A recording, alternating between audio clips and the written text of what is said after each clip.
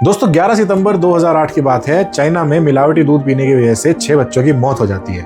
3 लाख लोगों तक ये दूध पहुंचा था, जिसमें से 6 बच्चों की मौत हो जाती है। बदले में चाइनीज अथॉरिटीज क्या करती हैं, इस चीज के ऊपर प्रॉपर एक जांच बिठाती है और 1 से 1.5 महीने के अंदर अंदर ही कल्प्रिट को ढूंढ लिया जाता है और उसको सजाए मौत दे दी जाती है। जी हाँ, सजाए मौत। वहीं इसके 2 महीने बाद लगभग, आयरनी देखिएगा, चिल्ड्रंस डे की बात है, 14 नवंबर 2008, मिलावटी दूध पीने की वजह से सेम केस हुआ था। सेम 6 बच्चों की मौत हुई थी और बहुत सारे बच्चे बहुत क्रिटिकल कंडीशन में हो गए थे, मतलब मौत के मुंह तक पहुंच गए थे। और ये खबर पूरे देश में आग की तरह फैल जाती है, लोगों का आक्रोश भी आता है। टीवी पे भी ये खबर बहुत पॉपुलर हुई थी, लेकिन नतीजा क्या, कुछ भी नहीं। अथॉरिटीज के कान पर जू नहीं रेंगती है और हम हमेशा की तरह 2 दिन बात करते हैं, तीसरे दिन हम भी भूल जाते हैं, मूव ऑन कर लेते हैं। तो ऐसा क्यों है, ये डिफरेंस क्यों है? कौन अथॉरिटीज है चाइना में जो इस चीज को इतना स्ट्रिक्टली लेती है, और किस अथॉरिटी का काम है इंडिया में जिसके कान पर जू तक नहीं रेंग रही है? उस अथॉरिटी का नाम है FSSAI, फसाई जिसको बोलते हैं, food safety and standard authority of India. इसका काम मोटा मोटा ये होता है, मैं आसान भाषा में आपको बताऊं, कि इंडिया में जितनी भी खाने की चीजें, पीने की चीजें, जितनी भी ह्यूमन कंजम्पशन की चीजें होती हैं, इनको रेगुलेट करना और मेक श्योर करना कि ये चीजें आपको हार्म ना पहुंचाए या ये चीजें सेफ हैं हमारे कंजम्पशन के लिए। अभी अथॉरिटी कितना काम कर रही है ये तो आप भी जानते हैं और मैं भी जानता हूं। चलिए बात करते हैं इस वीडियो में और देखते हैं कि फसाई को क्या क्या करना चाहिए और क्या क्या वो नहीं कर रही है।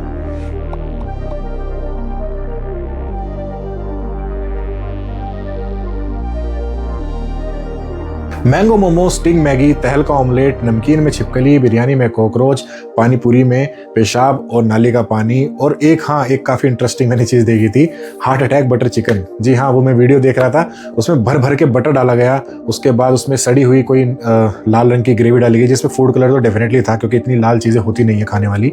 उसके बाद उसमें मैरिनेटेड एक चिकन डाला गया, उसके बाद उसको पकाने के लिए उसमें क्रीम डाली गई, और बन के जब रेडी हो गई तो गार्निशिंग के लिए और बटर डाला गया। अब देखिए बटर कितना प्योर है, क्रीम कितनी प्योर है, वो जो ग्रेवी थी वो किस चीज की बनी थी, इस बारे में तो बात नहीं करते हैं, लेकिन आप एक बार सोच कर देखिए इस डिश में कैलोरीज कितनी है। लेकिन एक चीज और अच्छी है इस बारे में कि अगर इस डिश को आप खाती रहेंगी तो इसका नाम बिल्कुल ऑनेस्ट है, आपको हार्ट अटैक जरूर आ जाएगा। अब ऐसी वीडियोस की बात करें तो वायरल बहुत होती हैं वीडियोस, मतलब सोशल मीडिया पे मिलियंस पे व्यूज आते हैं, फेसबुक, इंस्टाग्राम पे, व्हाट्सएप पे भी इनके लिंक शेयर होते हैं। हम ही करते हैं इन वीडियोस को शेयर अपने दोस्तों को हंसने के लिए, एज अ लाफिंग स्टॉक हम इन वीडियोस को भेजते हैं एक दूसरे को। लेकिन पता नहीं इंस्टाग्राम की क्या एल्गोरिदम है, सिर्फ एक डिपार्टमेंट के फोन्स को ये अवॉइड कर देते हैं वीडियोस, और वो डिपार्टमेंट है फसाई। जी हाँ, पता नहीं क्यों फसाई कोई वीडियोस नहीं दिखती है, और अगर दिखती भी है तो मुझे कोई दिखता नहीं है कि वो कोई स्टेप ले रहे हैं जिससे ये चीजें सोल्व हो जाए। हालत इतनी बुरी हो चुकी है कि ये फूड टेररिज्म बन चुका है हिंदुस्तान में। हिंदुस्तान टाइम्स के एक आर्टिकल के अकॉर्डिंग हर साल 17 लाख लोग अपनी जान गंवा देते हैं सिर्फ और सिर्फ बैड डाइट्स की वजह से। लेकिन सब कुछ खराब नहीं है। हमारे देश में एक बहुत अच्छी चीज हो रही है कि हमें एज अ सोसाइटी प्रोटीन की इंपॉर्टेंस पता लग रही है, हमारी डाइट में कितनी होती है। अब उसका 100% जो श्रेय जाता है, जो क्रेडिट जाता है, वो जाता है हमारे फिटनेस इन्फ्लुएंसर्स को या फूड फार्मर जैसे इन्फ्लुएंसर्स को। तो प्रोटीन की इंपॉर्टेंस हमें पता है कि कितनी होती है और उसके लिए हम अपनी एक्टिवली डाइट चेंज भी कर रहे हैं। लेकिन चलिए आज इसी चीज को एक अपना बेसिस मानते हुए इस वीडियो में थोड़ी आगे इसके बारे में बात करते हैं। देखिए प्रोटीन को लेने के 2 सोर्सेज होते हैं, वेजिटेरियन सोर्सेज और नॉन वेजिटेरियन सोर्सेज। पहले बात करते हैं वेजिटेरियन सोर्सेज की। वेजिटेरियन सोर्सेज में बात करें तो मिल्क प्रोडक्ट्स आते हैं, जैसे पनीर, चीज, मिल्क खुद आता है, सोया प्रोडक्ट्स आते हैं, टोफू, और अंडे भी आते हैं इस कैटेगरी में। तो चलिए बात करते हैं सबसे पहले दूध की। इंडिया पूरे वर्ल्ड में लार्जेस्ट मिल्क प्रोड्यूसर है और लार्जेस्ट कंजम्पशन भी इंडिया ही करता है। अगर आप थोड़ा सा भी अपना विलेज बैकग्राउंड रखते हैं या आपका कोई आसपास कोई गांव है तो आपको पता होगा कि विलेजेस में कितनी ज्यादा इंपॉर्टेंस होती है मिल्क की। मिल्क से हमें डेफिनेटली बहुत सारे प्रोडक्ट्स मिलते हैं, जैसे कि चीज, घी, पनीर, बटर, छाछ, लस्सी, मक्खन, पता नहीं कितनी चीजें मिलती हैं।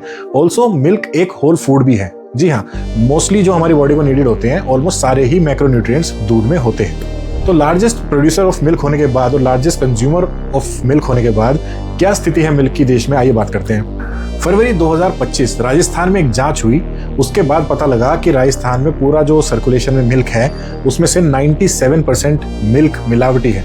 मिल्क सैंपल्स में पता लगा कि 50 से 75% तक पानी मिलाया गया है। अब आप ये बोलोगे कि पानी तो है, तो चलिए एक और एग्जांपल देता हूं आपको। एक और आर्टिकल आया था न्यूज में, यूपी के बुलंदशहर में एक व्यापारी, एक दूध का व्यापारी, घर पे अपने दूध बनाता हुआ पकड़ा गया। अब एक आदमी दूध कैसे बना रहा है, आपके दिमाग में ये क्वेश्चन जरूर आएगा। तो वो आदमी दूध बना रहा था कॉस्टिक पोटैश का केमिकल का यूज करके। जी हाँ, वो आदमी घर पे मिल्क बना रहा था केमिकल का यूज करते, और कॉस्टिक पोटैश एक ऐसा केमिकल है कई रिपोर्ट्स बताती हैं कि अगर आप कॉस्टिक पोटैश इनहेल करते हैं, कंज्यूम करते हैं, तो आपके लंग से लेकर टिश्यूज तक, ब्लड प्रेशर से लेकर लिवर तक सब कुछ डैमेज हो सकता है। और वो आदमी 400 लीटर दूध बनाता हुआ पकड़ा गया था, फर्जी। अब आप इमेजिन करके देखिए वो 400 लीटर दूध कितने घरों में जाता और कितने लोगों को बीमारियां देता।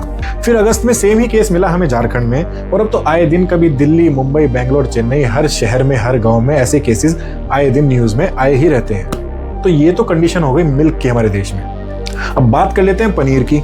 पनीर का मैं ज़्यादा समय नहीं लूंगा आपका, क्योंकि पनीर पे एनालॉग पनीर, केमिकल पनीर और फर्जी पनीर की वीडियोस हमारे इंस्टाग्राम पे अभी थोड़े दिन पहले ही ट्रेंडिंग में थी और लोगों ने एनालॉग पनीर के बारे में बहुत ज़ोरों शोरों से आवाज़ उठाई थी। तो उसकी बात ना करते हुए मैं इस वीडियो में आगे बढ़ता हूँ। अब एक और वेजिटेरियन सोर्स ऑफ प्रोटीन जिसको होल फूड माना जाता है वो है एग्स, अंडे। अब अंडों की बात करते हैं तो बिल्कुल रिसेंट अभी केस है, एगोस नाम की कंपनी, आपने सुना भी होगा शायद, वो उसके अंडों का लैब टेस्ट किया गया। अब लैब टेस्टिंग में सामने आया दो ड्रग्स सामने आए, नाइट्रोफ्यूरान और नाइट्रोइमिडाजोल्स। शायद मैं इसको प्रोनाउंस सही से नहीं कर पा रहा हूं, तो मैं नीचे लिख दूंगा इन दोनों ड्रग्स का नाम। ये ड्रग्स उनके अंडों में पाए गए। एगोस नाम की कंपनी जिन अंडों को पैक करके पूरे मार्केट में बेच रही थी, उसके अंडों में लैब टेस्ट किया तो ये दो ड्रग्स पाए गए। अब ये दो ड्रग्स में क्या बुरा है? ये दो ड्रग्स मोस्टली पूरे दुनिया में फूड प्रोड्यूसिंग एनिमल्स के लिए बैन है। जी हाँ, तो यूरोपियन लॉज के अकॉर्डिंगली अगर फूड प्रोड्यूसिंग एनिमल्स को हम ये दो ड्रग्स खिलाएंगे डायरेक्टली या इनडायरेक्टली, तो उनसे आए हुए प्रोडक्ट्स को जब ह्यूमन बॉडी कंज्यूम करती है तो हमारी बॉडी में ये रेजिड्यू फॉर्म करती है जो कैंसर कॉजिंग होता है, और यहाँ तक कि वो आपके डीएनए तक को भी डैमेज कर सकता है। अब बात करते हैं protein from non veg sources. सबसे कॉमन चीज लूंगा मैं, जो है चिकन, पोल्ट्री फार्म्स का। पोल्ट्री फार्म्स में जो चिकन को पाला जाता है तो उनको फीड दी जाती है। उस फीड में आजकल सिप्राफ्लॉक्सासिन और नियोमाइसिन नामक दो केमिकल्स बहुत ज्यादा पाए जाते हैं। ये क्या करते हैं, ये चिकन के गट में जाके, उनके इंटेस्टाइन और स्टमक में जाके ऐसे बैक्टीरियाज को मार देते हैं जो उनको फुल होने का इशारा देती है। मतलब चिकन की फीड को लेके क्रेविंग्स बहुत ज्यादा बढ़ जाती है। नतीजा, जो चिकन 3 महीने में या 2 महीने में बड़ा होना था वो कुछ हफ्तों में मार्केट रेडी हो जाता है। तो जब ह्यूमंस उन चिकन को कंज्यूम करते हैं, ये दो केमिकल्स हमारी बॉडी में जाकर कुछ ऐसा करते हैं कि हमारी बॉडी कम रिएक्ट करती है एंटीबायोटिक्स के लिए। जो दवाइयां हम एंटीबैक्टीरियल की फॉर्म में लेते हैं, जो बैक्टीरियल इन्फेक्शन के अगेंस्ट हम लेते हैं, उसका असर कम कर देती है और धीरे धीरे इम्यूनिटी को बहुत ज्यादा वीक कर देती है। नतीजा, छोटी छोटी सर्दी जुकाम भी आपको बड़ी बड़ी बीमारियां लगने लग जाती हैं। चलिए बात करते हैं स्ट्रीट फूड, स्मॉल रेस्टोरेंट्स और बड़े बड़े रेस्टोरेंट्स की भी। एक आर्टिकल के अकॉर्डिंग फसाई के सीईओ साहब खुद आकर ऑन रिकॉर्ड बोलते हैं कि हमारे देश में हर साल 60 करोड़ इन्फेक्शंस और 4,20,000 से भी ज्यादा मौत हो जाती है सिर्फ खराब खाने की वजह से। तो मेरा as a tax paying responsible citizen होने के नाते सिर्फ उनसे एक छोटा सा सवाल है कि महाशय आप कर क्या रहे हैं फिर इस बारे में? मतलब खुद को हम दुनिया की 4th लार्जेस्ट इकोनॉमी बताते फिरते हैं, सीना चौड़ा करते हैं हम इस बात पे, और बात करते हैं कि जर्मनी और जापान जैसी कंट्रीज को हमने पीछे छोड़ दिया है। लेकिन जापान और जर्मनी से पॉपुलेशन से कई गुना ज्यादा लोग तो हमारे यहाँ मर रहे हैं सिर्फ खराब खाने की वजह से। और बहुत बड़े चांसेस हैं कि ये डेटा भी झूठ है, क्योंकि काम तो ये कुछ कर नहीं रहे हैं, तो ज्यादा ज्यादा ये क्या कर सकते हैं, ये इस डेटा को कम करके बता सकते हैं। मैं सरप्राइज नहीं होगा अगर हमारे देश में मौत 4,20,000 से डबल भी हो रही होगी तो। और कमाल की बात यह है, फसाई अगर कुछ करने भी जाती है ना, तो हमारा सिस्टम ऊपर से लेकर नीचे तक इतना ज्यादा खराब, इतना ज्यादा सड़ चुका है कि ये कुछ करने भी नहीं देती। अभी एक रिसेंट एग्जांपल देता हूं मैं आपको। अभी पीछे कुछ दिनों पहले केस हुआ था लखनऊ में, बड़े बड़े रेस्टोरेंट जैसे कि KFC, मैकडॉनल्ड्स, बर्गर किंग और डोमिनोज पे छापा पड़ा।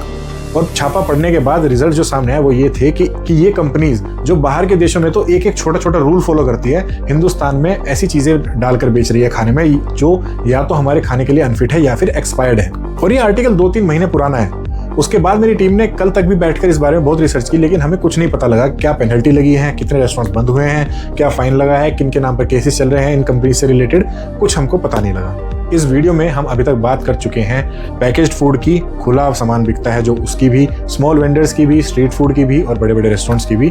अब एक बहुत ज्यादा क्रिटिकल टॉपिक पर मैं बात करने वाला हूँ। अभी 1-1.5 महीना पहले अक्टूबर 2025 की ही बात है, WHO एक प्रोडक्ट ORSL को बैन कर दिया।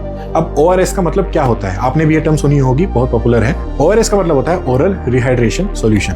ये तब दिया जाता है जब बच्चों को डिहाइड्रेशन हो जाता है या फिर लूज मोशन हो जाता है। बच्चों और एडल्ट्स दोनों को दिया जाता है। अब जब इनका लैब टेस्ट हुआ तो पता लगा कि ORSL नामक एक कंपनी अपने नाम में तो ORS यूज कर रही है, लेकिन ORS नाम का कुछ भी उसके प्रोडक्ट में नहीं है। मतलब उसका प्रोडक्ट खुलेआम मेडिकल स्टोर्स पे, हॉस्पिटल्स रिकमेंड भी कर रहे हैं, डॉक्टर्स भी रिकमेंड कर रहे हैं, लेकिन ORS की एक भी प्रॉपर्टी उसमें नहीं है। देखिए, ORS जो होता है वो एक मिक्सचर होता है इलेक्ट्रोलाइट्स का, जो कि आपकी बॉडी को हेल्प करता है रिहाइड्रेट होने में।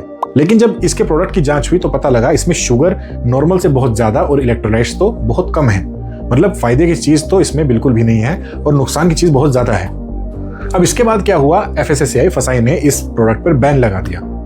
अब बैन लगाने के बाद क्या हुआ, ये कंपनी ORSL गई दिल्ली हाईकोर्ट के पास और इन्होंने केस कर दिया। इन्होंने जज के सामने 2 पॉइंट रखे। पहला पॉइंट इन्होंने रखा, अगर आपको ORS हमारे नाम में होने से इतनी ही तकलीफ है तो आपने हमें ट्रेडमार्क क्यों उसका दिया था। दरअसल हुआ ऐसा था कि FSSAI ने इनको अलाउ कर दिया था कि आप ORSL नाम रख सकते हैं, बस नीचे एक छोटा सा लिख देना कि ये प्रोडक्ट ORS नहीं है। अब उस समय भी पता नहीं किसने किसको कितने पैसे खिलाए भैया, राम जाने। और दूसरा पॉइंट उन्होंने जो रखा वो बहुत इंटरेस्टिंग है। वो इन्होंने ये रखा कि भैया 155 से लेकर 180 करोड़ रुपए तक की हमारी इन्वेंट्री ऐसे ही पड़ी है, अगर आप बैन लगा देंगे तो वो इन्वेंट्री खराब हो जाएगी। नतीजा, हमारे प्यारे पूकी दिल्ली हाईकोर्ट ने इस चीज को, बैन को हटा दिया। उन्होंने कहा कि कोई बात नहीं, 2-4 हजार लाख लोग ही तो मरेंगे, आप एक काम करो, आपका नुकसान नहीं होना चाहिए, आप अपनी इन्वेंट्री क्लियर करने तक इस सामान को बेच लो। मतलब बड़ी मुश्किल से FSI ने कुछ किया, कुछ काम किया, उस पर बैन लगाया जो चीज़ हानिकारक थी हमारे लिए, और दिल्ली हाई कोर्ट ने 2 दलीलें सुनी और उसको, बैन को हटा दिया। सिर्फ इस वजह से कि पहला FSI ने उनको ट्रेडमार्क दिया हुआ था। अरे भाई, अगर ट्रेडमार्क वो गलत था तो आप FSI पे भी जुर्माना लगाओ और आप उस कंपनी पे भी जुर्माना लगाओ। दूसरी चीज, उनका 155 से लेकर 180 करोड़ रुपए तक का जब स्टॉक रेडी है, आप उसको एक रीजन कैसे मान सकते हो बैन हटाने के लिए। मतलब आपके लिए ये अमाउंट लोगों की जान से भी ज्यादा है, और ये तो वो प्रोडक्ट है यार जो लोग बीमारी में कंज्यूम करते हैं। क्या चल रहा है इस देश में मुझे नहीं पता।